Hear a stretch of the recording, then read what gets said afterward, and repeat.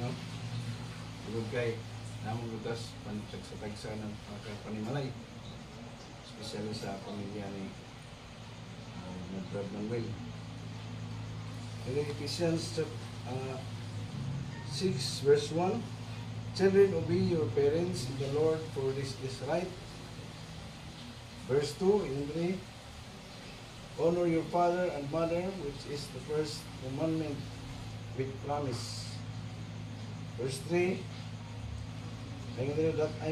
that it may be well with thee, and thou mayest live long on the earth. Verse 4, in verse 4, fathers, do not exasperate your children, instead bring them up in the training and instruction. Okay, praise ka. Dalay ko pala ang Diyos, din itak na sa gabion, ang mukhang giday pasalamatan, kung kay padayon mong gihatag ang gayon, padayon mo sa pinagtigong alang sa among pagtuon sa imong tulong. Salamat Lord nga mga pag-ampo nga ikaw ngayon ang among kaubang, kung siya ikaw mga among nasimba. Nangyong ko nga ang balaan ni Espiritu Santo na nasa ng paniwala karong gabion, may mutudlo, ugiya ka namo sa tanan namong pagbuhaton. Ibalik na ang doon, gimaya o pagpasalamat. Yan lamang ganun sa ngalan ng Jesus na mong Ginoo ug manluluwas. Amen.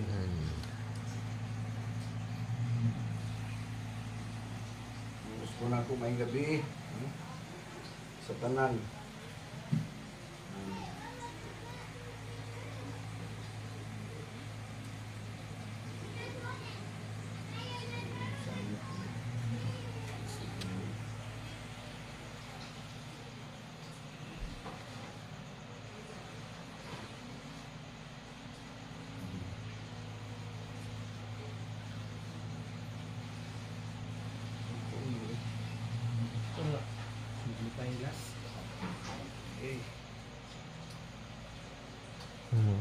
Jesus niya, gamay lang.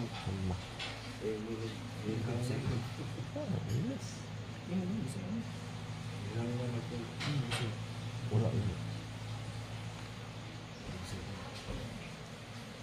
English na.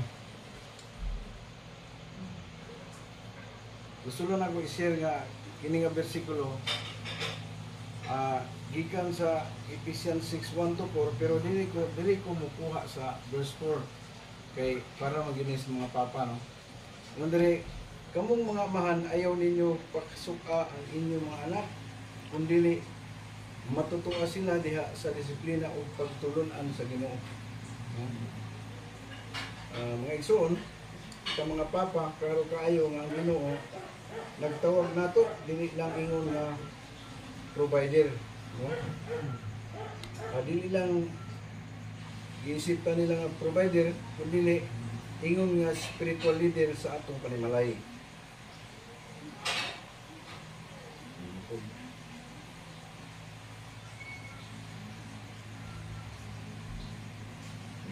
Sorry.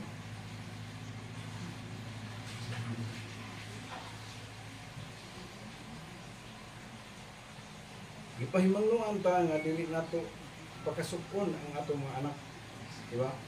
So dili pasamot nga dili ta mo disiplina, pero kinahanglan nga ang disiplina puno sa gugma, pasensya o pagsabot, no? Remember our words can build or break. So let's be careful with how we guide them. Bantayan nato pag-ayo kung saan nato sila pag manage, no? Ikaduha, giingnan ta nga pag matutuon sila diha sa Ginoo, ang atong pinaka-importanting papel isip amahan. Kay ang pagtudlo sa atong mga anak, kung kinsa ang Ginoo ug unsa ang pagkinabuhi nga mataron,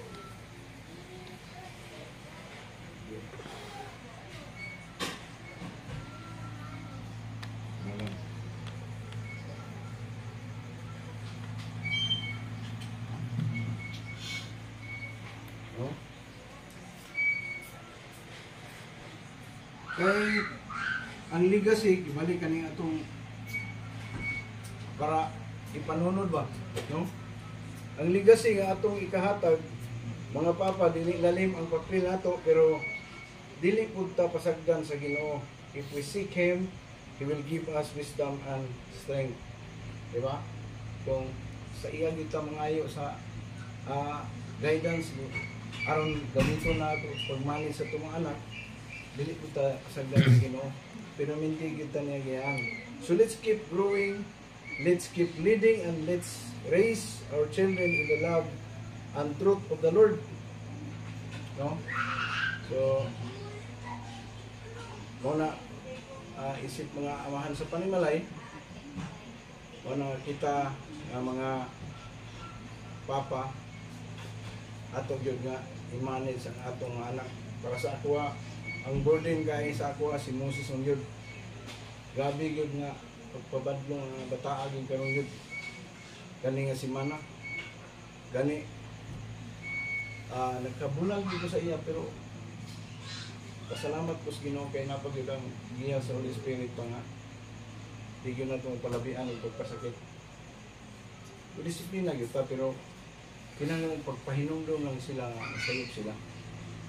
No, dili lang pareha nang wala patay kasayuran nga nang ubunag ta nga mura taga patay halas. Diba? Kaya si Moses gihatod na ni James sa eskwelahan, sila ni Blessy, pagsulod dito sa compound, hindi sila. Tingnan naman si James nga naagyan niya sulay niya nagkuha na, short pa na ako ganang pang basketball. Yan, nagpurong-purong na siya, no? Sa kuragi dahil ito, eh. Sa kural ni Agi ba? Muna nga. Yan bagay sa kural siguro, okay?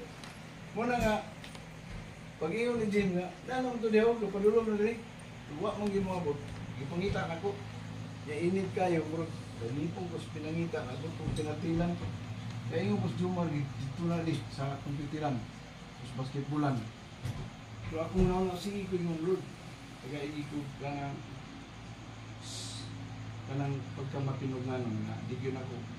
Di kita maulawan ba? Diba? Kaya kung mapasan ako dito sa bilyaran baga dito na ay computeran, nakaabot din ako dito kasi may bluhootin. Danong nga, asol danong. Anong gikuha ng liya sa pinatilan. May gani kayo wala dito. Kita ko lang ko diya sa kuwan na kaning sulod sa kuwan daghang may kumpikiran diya gyapon sa labinya yung mga tago ba nakasekreto. Moto nga magid muli gilat lang mo pagkagabi paguli niya complete uniform. Sa sapatos ba niya nakaay di ko sa mga eskwelanon namigi kuwan ano na siya. Kung ayaw na pagdugangi imong sala. Ay kung saan ang Proverbs 5:21. Ingon na siya nga. Nakita sa Ginoo ang tanan mong gibuhat, nagbantay sa kanimo bisag asa ka pa ingon, memorize mo na inani mo. Pero nganong mamakak pa man ka. Namoy gikuan. No? Kaya pag sa eskwelahan, ihatod na ka. Unya ni sibat pagyo ka. Ako ito, nabulalan ginako paggabi. Ako itong paludon, galing kay namay ko ikuan. Pinihamuang kuan ni Pastor Jay ba? Kaya kung among sito ka na, Biyan. Biyan success. Ugma na sa siguro sa kadlawan. Matong nabugnawan. O sa itong paagis Ginoo kay grabe man ang suko sa iya kay init ko kayo. Suko kalipong itong sa pagpangita sa iya. Ulang ko motor na James. Pero salamat sa Diyos nga hinato niya pagpagi kay pagkakadlaw bugnawan na akong una. Sige na lang.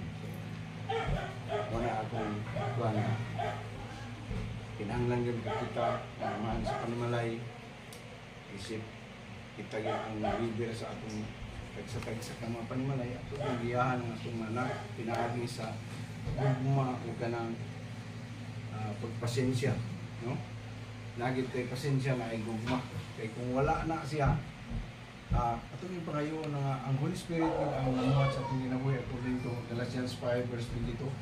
Diba? Ang Ang bunga sa Holy Spirit is love, peace, patience, no? Faithfulness, mga ito man siyang tugubok o siyang gugma, kaluoy, kanang pagkamatusanon, pagkamapinugnanon, kamaluluyon, ato ginang i-apply yun, no? Sa naglaong ko nga lagi tayo magkutlo isip mga amaan sa panimalay na tayo magkuha. Anyway, kanan ta na natudloan naman ta, nagiyahan naman ta, pero mas may itong ang mensahe sa Diyos may magpahinundong nato kanunay. Amen ba? So, kanalang ako ni ikasir karong gabi on. Ako lang basta dito kang Pastor Albert. May kuwanan nila. Ato ni sa mag-prayer. Diyan namuhag. Sinya. Sinya, ano na siya. Ato na kung may pasok niya. Siya may ikay. Prayer. Wala na iguan mo. Napay mambit. Sikan emotion. Sikan mo sila. Sinapay gusto ng istorya.